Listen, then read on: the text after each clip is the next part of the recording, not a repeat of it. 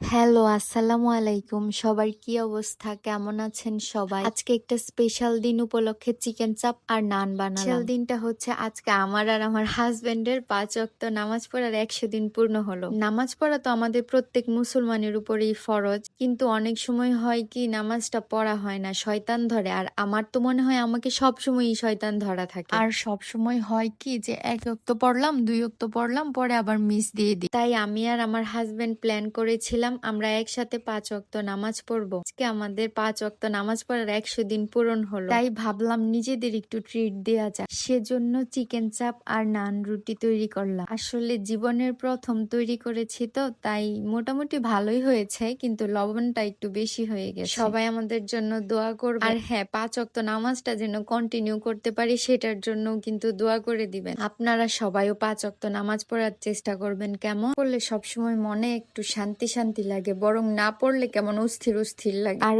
ভিডিওটা কেমন লাগলো জানাবেন। আল্লাহ হাফেজ।